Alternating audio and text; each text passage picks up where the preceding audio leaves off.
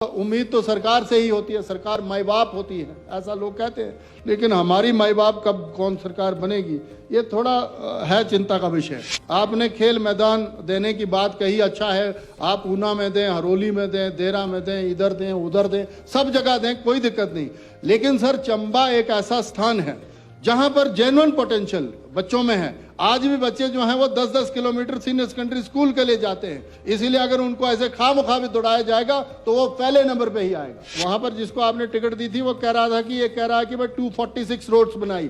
मैं विधानसभा के पटल पर कह रहा हूं, हमने अपनी जितनी ताकत थी, मुझे जो है वो 16 सड़कें मिली थी विरासत में, लेकिन जब हमें मौका मिला पूर्व मुख्यमंत्री जी के आशीर्वाद से हमने 246 रोड्स कंस्ट्रक्ट की और वहां पर गाड़ियां भी चली और लोगों ने जब टिकटें ली तब वहां पर जाकर के वोट भी मांगे। आप जो अब उत्तर देंगे इसका, आप एक शब्द जरूर इस्तेमाल कर रहे हैं ना कि चुराह को मैं स्पेशल कंस्टिट्यूएंसी ट्रीट करूंगा और उसके स्वास्थ्य की, शिक्षा की, सड़कों की और इन सब की पैरवी जो है वो मैं स्वयं करूंगा। मैं तो भाभी जी से भी ये रिक्वेस्ट करता हूँ।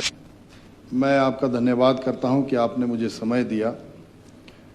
मैं बुटेल साहब की कई बातें सुन रहा था और इनकी जो क्या कहते हैं कि मजबूरियां हैं उनको भी समझ सकता था कि अच्छा बोलना है, क्रिटिसिज्म के लिए क्रिटिसिज्म नहीं करूंगा या मुखालफत हो हर बात की, इसकी भी कोई ज़रूरत नहीं रहेगी मेरे को। लेकिन जिस तरह से माननीय मुख्यमंत्री जी ने, चाचा चौधरी जी ना जब टोकते हैं ना, मेरे को बड़ा अच्छा फील होता है, हमें लगता है हम अभी भी बच्चे हैं।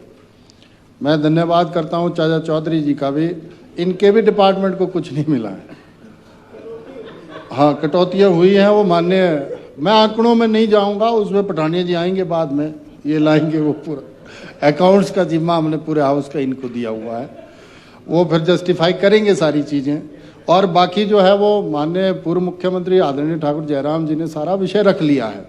मेरी सिर्फ चिंता एक ही है कि बजट, चाहे आप ये कहें कि 6.7% की जीडीपी की ग्रोथ हुई है, वो हुई है नहीं हुई है, वो फलीभूत होगी नहीं होगी आगे जा कर के, लेकिन वो रोजगार में कैसे तब्दील होगी या हम डेवलपमेंट कैसे कर पाएंगे, वो जब हम इकोनॉमिक सर्वे पढ़ रहे थे उसमें वो बात शो भी होनी चाहिए। वो शो नहीं होती है तो चिंता जाहिर है। हम लोग चूंकि इस हाउस में पिछले 12-13 सालों में अभी भाषण दे रहे हैं और जब हालात मैं चंबा का देखता हूं जहां से आप भी आते हैं, वहां पर सिर्फ मात्र और मात्र एक विधानसभा क्षेत्र नहीं है जहां पर हरोली का भी जिक्र आ रहा था, पूरे बजट में मैं देख रहा था। इस बार बड़ा मैनेज किया माननीय मुख्यमंत्री जी ने कि हरोली को हर उसके साथ जोड़ के रखा। मुझे तो ये लग रहा था कि जो स्नो एक्टिविटीज़ भी शुरू कर रहे हैं कहीं हरोली में ना शुरू कर दें, वहाँ सिर्फ धर्मशाला ही रह गया। पर मैं उस धर्मशाला में भी डाउटफुल हूँ, सुधीर जी तो इधर आ गए, फिर अब वहाँ किसके लिए। तो मेरा ये आपके माध्यम से पर्यटन में बढ़ावा हो, रोजगार के साधन उपलब्ध हों, हम लोग कृषि बागवानी में और आगे बढ़ें। मैं सुबह एक क्वेश्चन के उत्तर में जैसे आदरणीय जगत सिंह नेगी जी उत्तर दे रहे थे और मैं धन्यवाद करता हूं कुलदीप राठौर जी का, जिस तरह से उन्होंने वो जो ये जो सेब के प्लांट्स हम लोग इंपोर्ट कर रहे हैं उसमें चिंता जाहिर करी है। ये चिंता बहुत सच में भयावह चिंता है।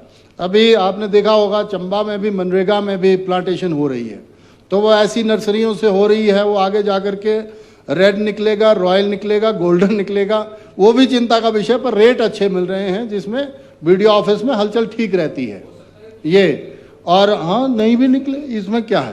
तो मेरा ये मानना है कि माननीय मुख्यमंत्री जी इसमें जरूर इंटरवीन करें। वो इंटरलॉक टाइल्स की तरह ना हो कि 12 रुपए की टाइल जो है वो फिर लोगों ने 26 में भी टेंडर कर दिए रुपए में।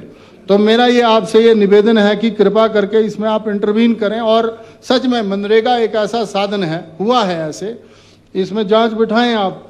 मैं कोई जोर से तो बोल रहा नहीं हूँ, लेकिन मुझे जो दर्द महसूस होता है कि ग्रामीण अर्थव्यवस्था को पंचायत ही ठीक कर सकती है, इसमें कोई दो राय नहीं है।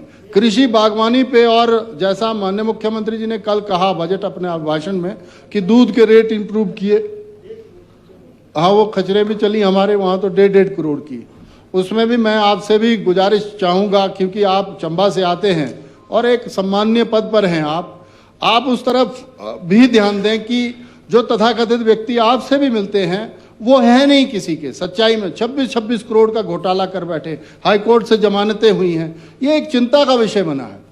8 मार्च को मैंने एक कार्यक्रम, अभी विश्व महिला दिवस था, उस पर एक कार्यक्रम चुराहा में किया मैंने। उसमें हमने कहा कि हम चिट्टे के अगेंस्ट फाइट करेंगे। आपने ऐसे व्यक्ति को टिकट दी, वो जाकर के जिस दिन विक्रमादित्य जी वहां पर गए, उस दिन इनको रिझाने के चक्कर में विक्रमादित्य जी के सामने भाई मैं भी भाषण दे पाता हूं जिसको टिकट दी हुई है। एक तो लाइट नहीं थी उस दिन जिस टेंट में आपकी प्रेस कॉन्फ्रेंस करवाई गई, ये बड़ा दुर्भाग्यपूर्ण था। और दूसरा जो है वो ये बयानबाजी करता है कि जो ये 51,000 रुपये, मैंने खुद कहा कि जो चिट्टे की जानकारी, मतलब जो बेचने वालों की जानकारी देगा उसको हम 51,000 रुपये देंगे। तो क्या हमने कोई गलत बोल दिया वहां पर?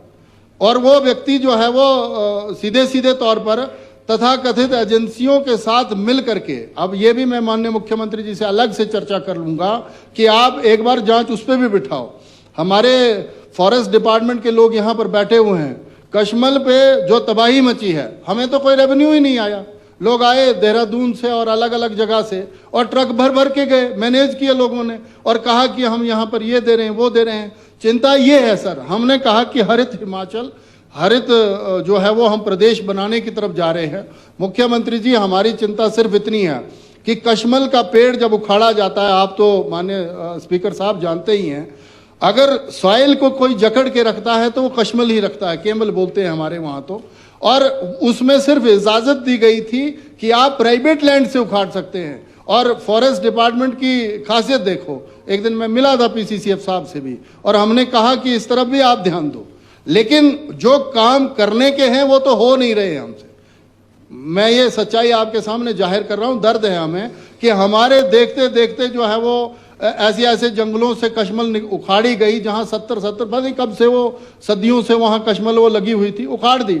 और अब वो सारे फ्रेजाइल एरिया हैं, वो लैंड जो है वो स्लाइड कर जाएगी, जैसा इधर हमारे जनकराज जी के वहां हो रहा है कि टनल्स का अगर टेक्निकल तरीके से हाइड्रो पावर में भी ये हुआ है, ये किन्नौर जो दिक्कत में फंसा हुआ है, या चंबा जो हमारा बरमौर, और चुराहा में भी हमारे हाइड्रो पावर, और बरमौर एक पांगी में भी है। ये इसी वजह से कि टेक्निकली अगर साउंड लोग उस काम को नहीं करेंगे या सही तरीके से जो काम को जानते वो नहीं करेंगे, तो वो अनाड़ी का खेलना, खेल का सत्यानाश, ऐसा हो रहा है प्रदेश के साथ। तो मेरा मुख्यमंत्री जी से ये निवेदन, आग्रह है कि आप इसमें इंटरवीन करें और बेहतर तरीके से करें सर। और इसमें यह है कि टाइम तो जा ही रहा है, 3 साल हमें इस सरकार में भी भाषण देते हो गए, और मैं ये माफ़ी चाहूँगा, लेकिन ये ज़रूर कहूँगा कि जितना पोटेंशियल तीसा में स्पोर्ट्स के लिहाज से है, आपने खेल मैदान देने की बात कही, अच्छा है, आप ऊना में दें, हरोली में दें, देरा में दें, इधर दें, उधर दें, सब जगह दें, कोई दिक्कत नहीं। लेकिन सर चंबा एक ऐसा स्थान है जहां पर जेन्युइन पोटेंशियल बच्चों में है। आज भी बच्चे जो हैं वो 10-10 किलोमीटर सीनियर सेकेंडरी स्कूल के लिए जाते हैं, इसीलिए अगर उनको ऐसे खामखा भी दौड़ाया जाएगा तो वो पहले नंबर पे ही आएगा, जैसे हम खुद सीनियर सेकेंडरी स्कूल में पढ़े हुए। तो ऐसा जज्बा है बच्चों में। अभी हमारी एक बेटी चंपा जो है वो राष्ट्रीय स्तर पर बहुत अच्छा जबरदस्त काम खेल खेला उसने, चुराहा से आती है हमारी बेटी। सीमा ने जो, सीमा और चंपा 2 बेटियां, सीमा तो दौड़ी और चंपा ने कबड्डी खेली, बस उसमें बीच में मत आना अभी। और जो कबड्डी खेलने बच्चों में पोटेंशियल है सर, आपके बटियात में है, बरमौर में है, यहाँ है, वहाँ है। लेकिन चंबा का दुर्भाग्य ये इतना लगता है मेरे को कि हम लोग, कल मैं डॉक्टर राजीव भारद्वाज जी का भाषण सुन रहा था जो उन्होंने पार्लियामेंट में कहा, मैं बधाई देता हूं उनको इस सदन के माध्यम से कि कम से कम उन्होंने ये तो कहा कि पठानकोट जो है वो डलहौजी से मात्र और मात्र यही 50-55 किलोमीटर दूर है, और बनने को तो वहां तक आसानी से रेल बनती है, मतलब रेल वहां तक भी जा सकती है। लेकिन हम करें, बिलासपुर पहुंचाएं, भानुपल्ली पहुंचाएं, ये ले लद्दाख ले जाएं, सब जगह ले जाएं, हमें कोई दिक्कत नहीं है। लेकिन नजदीक के जो सामरिक दृष्टि से महत्वपूर्ण क्षेत्र हैं, वो अगर भारत और कहीं किसी और मुल्क का कहीं लफड़ा होता है तो उसमें अगर कोई ठीक करने वाली स्थिति है तो पठानकोट, ये अंबाला जो है वो नजदीक है। आज जिस तरह से ये हमारी बसों को रोका गया है, ये भी चिंता का विषय है। ये जो झंडे वाले वो आ रहे हैं लोग, ये चिंता का विषय है, और लोग हरास हुए हैं आज जो पंजाब की तरफ से जा रहे थे। ये सारे संवेदनशील मामले हैं, इसमें आपको मुखर होकर के करना चाहिए। मेरी चिंता सिर्फ इतनी है सर इस बजट के माध्यम से बेरोजगार लोग बहुत फोन कर रहे हैं, बहुत लोगों ने, जिन्होंने जेबीटी करके रखी हुई है, बीएड करके रखी हुई है, पीजीटी मतलब पोस्ट ग्रेजुएशन करके रखी हुई है या डॉक्टरेट करी हुई है, उनकी चिंता है। ये हमें संवेदनशील तरीके से बजटों में कुछ प्रावधान करना पड़ेगा। ठीक है, हमारे माली हालात ठीक नहीं है, लेकिन उस संदर्भ में हमें जाना पड़ेगा। और अगर हम आउटसोर्स पे भी भर्तियां किए हुए हैं, या अभी जैसे हमारे इसमें पैसे बढ़ाए गए 200, 300, 400, 500 ऐसे ऐसे करके बढ़े आंगनबाड़ी, वो स्वागत योग्य है चीज। लेकिन एसपीओ को भी हमने उस तरह से ट्रीट किया सर। 26 सालों से वो उस टाइम उनकी अपॉइंटमेंट हुई है। ये तो शुक्र है मैं 10वीं नहीं हुआ था 98 में, नहीं तो मैं भी एसपीओ लगा होता और चाचा चौधरी जी खुश हुए होते कि देखो वो एसपीओ लग गया। हमारे भी हालात ठीक नहीं थे, पिताजी मजदूरी करते थे, पाइप फिटर ही थे, तो 1200, 1500, 700 इतनी तनख्वाह होती थी तो लग जाते थे, हम भी लगे होते। लेकिन +2 पढ़ा हुआ ग्रेजुएट बच्चा और एमए जो है वो पिछले 26 सालों से इस प्रदेश की सीमा पर अपनी पुलिस वालों के साथ पूरी ड्यूटी देता है और 300 बढ़ाया है। मुख्यमंत्री जी से मेरा आग्रह निवेदन है, इस पर आप अनुकंपा जरूर करें कि उन एसपीओज के लिए जो है वो विशेष राहत दें। और मैं आपसे एक वो प्रस्ताव भी रखता हूं, माननीय ऑपोजिशन लीडर भी बैठे हुए हैं, इन्होंने भी प्रयास किया और इनके प्रयास से पहली बार बजट में शामिल हुए थे, एसपीओ का जिक्र हुआ था। इन एसपीओ के लिए हम दिल्ली चलते हैं, इधर से भी 2-3 लोग चलते हैं, उधर से भी। जिस तरह से जम्मू कश्मीर में उनको 18 से 20, 26, 28 ऐसे पैकेजेस मिलते हैं और जिनकी जो क्वालिफिकेशन है वैसे हम मर्ज नहीं कर सकते तो उनका मरहम तो लगा सकते हैं, उनको कुछ ना कुछ तो कर सकते हैं। ऐसा उनकी गुजारिश है, वो मैं आपके सामने रख रहा हूं। आप भी इसको थोड़ा, क्योंकि चंबा से आते हैं, दुर्भाग्य ये है कि जो चंबा में लगे वो बाकी जगह तो लगे नहीं, थोड़े से लाहौल स्पीति में आते हैं, अनुराधा जी जानती है इस बात को, और थोड़े से लोग जो हैं वो पांगी में है, उदयपुर की तरफ है एसपीओ, तो वो भी फोर्स करते हैं मुझे कि जी आपने ही विषय रखा है, ये है वो है। पर अब उम्मीद तो सरकार से ही होती है, सरकार माई बाप होती है ऐसा लोग कहते हैं, लेकिन हमारी माई बाप कब कौन सरकार बनेगी ये थोड़ा है चिंता का विषय।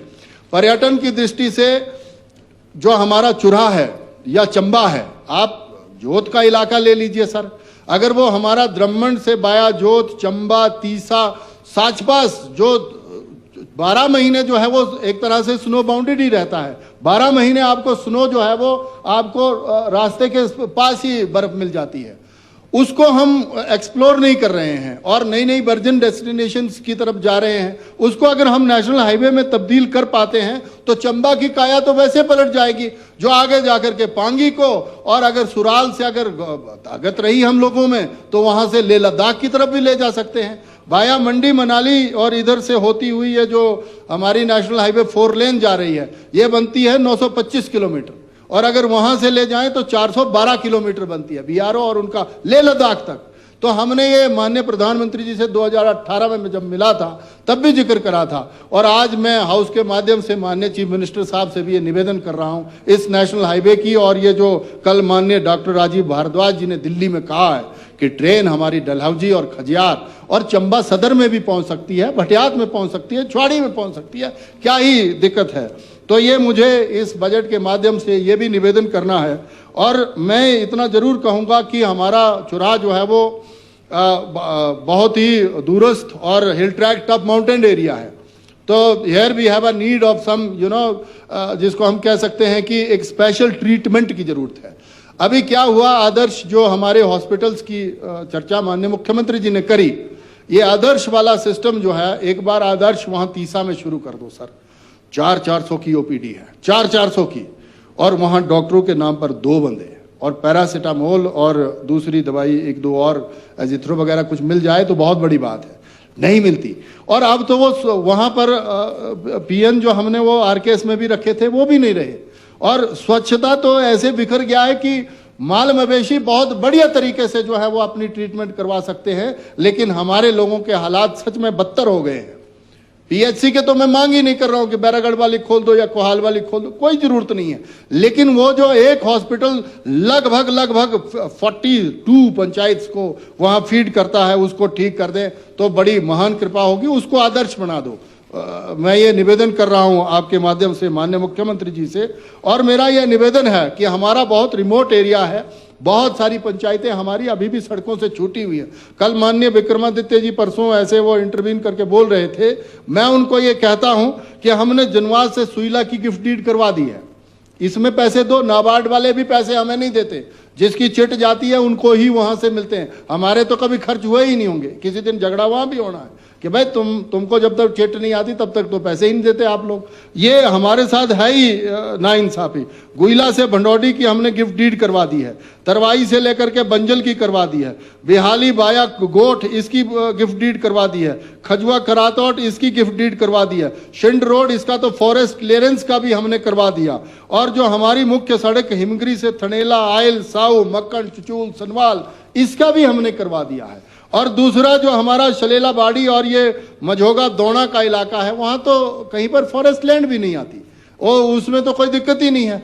मैं पीछे वो जो वहां पर जिसको आपने टिकट दी थी वो कह रहा था कि ये कह रहा है कि भाई 246 रोड्स बनाई। मैं विधानसभा के पटल पर कह रहा हूं, हमने अपनी जितनी ताकत थी, मुझे जो है वो 16 सड़कें मिली थी विरासत में, लेकिन जब हमें मौका मिला पूर्व मुख्यमंत्री जी के आशीर्वाद से हमने 246 रोड्स कंस्ट्रक्ट की और वहां पर गाड़ियां भी चली और लोगों ने जब टिकटें ली तब वहां पर जाकर के वोट भी मांगे हैं। तो ये इस तरह का, और ये जो चिट्टे वाला उसमें वो गड़बड़ ना करे। बोल दिया तो निकल भी गया। हाँ चलो निकाल दो गुरु जी, कोई दिक्कत नहीं। तो मेरा ये निवेदन है, हमारी कोहाल से लेकर के सपरोट तक हमने रोड बना दी थी। ये माननीय पूर्व ये हमारे पीडब्ल्यूडी मिनिस्टर साहब गए, ये चाहते तो उसका उद्घाटन कर सकते थे, हमने बाकायदा टायरिंग भी करवा दी है, जाओ भाई टायरिंग करो, लेकिन नहीं कर पाए।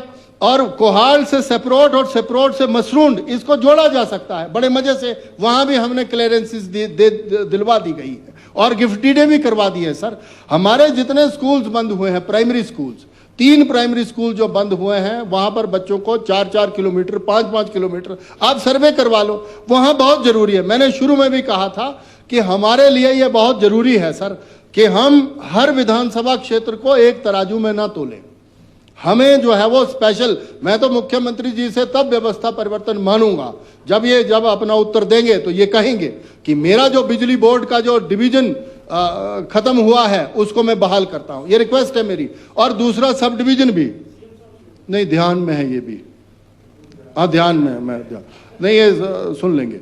और जो हमारा सब डिवीजन खोया है हमने उसको बहाल कर दे। 2 चीजें बड़ी इंपॉर्टेंट है, लाइट की वजह से बड़ा मुश्किल हो गया मुख्यमंत्री, आपने कहा भी है, आप जब इसका उत्तर देंगे तो आप घोषणा ही कर देना कि भाई चलो हो गई अब ये कहानी पूरी, तो ये कर देना। और ये आदर्श स्वास्थ्य जो हमारा हॉस्पिटल है 100 बेडेड किया है पूर्व मुख्यमंत्री जी ने। व्यवस्थाएं में सच में 17 डॉक्टर थे पूरे 4 साल जब तक हमारी सरकार रही, अब नहीं है, 2 ही डॉक्टर। तो ये 2 काम तो बड़े ही जरूरी है। बाकी वो तारकोल ये बस अड्डे पे बिछा नहीं बिछा, चलो धूल चली है, 2-2.5 साल और सहन करेंगे, क्या दिक्कत है। लेकिन मेरा ये निवेदन आग्रह है आपसे, ये बड़ा विनम्र आग्रह है कि एक तो हमें ये 2-3 काम बहुत जरूरी हैं। तो मैं जो ये आपसे ये गुजारिश कर रहा था, ज्यादा भाषण नहीं दूंगा मैं, लेकिन मेरा ये निवेदन है, एक जो वन मित्रों की और ये जो स्वास्थ्य मित्र कोई बताए गए हैं, वन मित्रों में जयराम जी कह रहे हैं कि मित्रों से बाहर निकलो चलो वो आप निकले ना निकले। मेरा ये निवेदन है, वन मित्रों में ये जो नर्सरियां सरकारी लगी हैं सर, जिसमें पौधे तैयार किए जाते हैं, मुख्यमंत्री जी ये बड़ा गंभीर विषय है। उन लोगों को पिछले 2-2.5 सालों से इन्होंने तनख्वाहें नहीं दी। पहले मस्टॉल टाइप बनाते थे, उसमें उनको एडजस्ट कर देते थे, लेकिन उनको नहीं। अगर वन मित्र लगाए जाते हैं तो जो नर्सरियां चला रहे हैं उनको तवज्जो उसमें दी जाए, ये मेरी आपसे गुजारिश है सर। इतना ही मुझे इसमें कहना था। लेकिन मैं एक लास्ट अभी तो घंटी भी नहीं बजाई है, बजा देता। हाँ बजा दो सर। मेरा आपसे ये विनम्र आग्रह है, हमारी 2 नेशनल हाईवे, एक जो भद्रवा भलेशा से, पीछे मैंने मंत्री साहब से भी बात की थी, पीडब्ल्यूडी का मैटर था। National highway authority Jammu Kashmir ने एक पत्र, शायद आपको भी लिखा होगा कि नहीं लिखा है, मैंने आपसे चर्चा भी की थी। मक्कन चुचूल में वो टनल का प्रस्ताव है, उनका प्रस्ताव क्या, उन्होंने वहां से तो स्वीकृति दे दी है, हमारी तरफ से ही कागजात जाने बाकी थे। एक तो वो नेशनल हाईवे हमें हो जाता, दूसरा ये जो मेन है, दूसरा जो पदरी जोत में जो मूवमेंट बढ़ाई है सर, एक दिन आप पूरे काफिले के साथ जाइए, यू आर द डिग्निटी मतलब आप सब कुछ है सर। आप जाएं वहां पर, उन्होंने हमारी जमीन पे कब्जा किया। मैं फिर बोल रहा हूं यहाँ पर और मंच पे बोल रहा हूं, मैं तो उनके जोत पे जा करके भी बोल आया था। हालांकि जब मैं वोट मांगने गया उन्होंने कहा यही बंदा है जो उस वक्त आकर के ये वहां पर जो है वो उन्होंने अब सड़कें निकालनी शुरू कर दी और सर सड़कें में निकाल दी। गंडोला बोलते हैं वहां जम्मू कश्मीर में उसको, रोपवे को, उन्होंने वहां 2 गंडोले भी लगा दिए। अब बोलो आप, अब वो जो कब्जा है उनका, मैं ये हाउस में बोल रहा हूं मैं क्योंकि वहां से निकला हूं पीछे भी दिसंबर के महीने में। एक जो इस पे तो आप जरूर एक्शन लो सर, वो बहुत अच्छी जमीन है हमारी, वो ले रहे हैं जी। हाँ, ये बेलीराम की पेंशन जरूर लगवा दो। एक चेतराम भी है सर कोई। दूसरा जो मेरा आपसे ये निवेदन है सर कि हमारी एक भनौडी से एक डीपीआर सर पूरी अप्रूव हो गई थी किलाड़ तक, और जनकराज जी भी ये विषय रखेंगे और बहुत महत्वाकांक्षी योजना है सर। ये पर्यटन को अपने आप ही पंख, इसको हम पीपी मोड पे कर सकते हैं या कुछ और कर सकते हैं। इसमें सर 2-3 प्रोजेक्ट हमें करने पड़ेंगे। हाइड्रो पावर में हमारे, आपने कॉरपोरेशन का हमारा वो जो वो था एक्सीन ऑफिस वो बहाल किया है, उसके लिए धन्यवाद करता हूं मैं। लेकिन हमारा सई कोठी 1, सई कोठी 2 है, टेपा, चंड्रू, ये प्रोजेक्ट बड़ी आसानी से चल सकते हैं सर, बड़ी आसानी से। और उसमें स्टाफ दे दीजिए, एक्शन ने तो ज्वाइन किया है। हाँ, ये बड़े जरूरी है। एक विषय जो है वो एनएचपीसी वालों ने रखा है कि जो एनएचपीसी का हमारा प्रोजेक्ट पांगी में बनना है सर, उसमें कुछ पॉलिसी में वो कह रहे हैं कि 5,000 करोड़ की इन्वेस्टमेंट है हमारी, 200 करोड़ तक तो सीएसआर में ही पैसा वो दे देंगे। तो वो विषय जो है वो पांगी और चंबा और हमारे से जुड़ा हुआ विषय है सर, बड़े प्रोजेक्ट हैं। उनमें हाइड्रो में भी अगर हम करेंगे तो बेरोजगारी उसमें हम, हाँ, डुगर वो आपके ध्यान में है, तो इसको भी आप जो है वो करें। मैं लास्ट में जो है वो आपकी परमिशन से 2 शब्द बोलूंगा। इसमें मेरा ये निवेदन है, आपने जिस तरह से बजट पेश करा है सर, इसमें कोशिश तो आपने अपने तरीके से की होगी कि भाई आंकड़ों को ऐसे वैसे, वो आंकड़ों में हम नहीं फंसते क्योंकि हम आर्ट्स के स्टूडेंट रहे हैं और हमारा बड़ा सीधा स्ट्रेट फॉरवर्ड सा काम रहा है। अगर मेरे को राहत नहीं तो बजट में भी मुझे राहत दिखती नहीं है, और प्रदेश को भी मैं उसी दृष्टि से देखता हूं। इसीलिए मेरा निवेदन है, आप जो अब उत्तर देंगे इसका, आप एक शब्द जरूर इस्तेमाल कर रहे ना कि चुराह को मैं स्पेशल कंस्टिट्यूएंसी ट्रीट करूंगा और उसके स्वास्थ्य की, शिक्षा की, सड़कों की और इन सब की पैरवी जो है वो मैं स्वयं करूंगा। मैं तो भाभी जी से भी ये रिक्वेस्ट करता हूं। आपने मुझे समय दिया, आपका बहुत बहुत धन्यवाद। बजट में कुछ ऐसा है नहीं जिसकी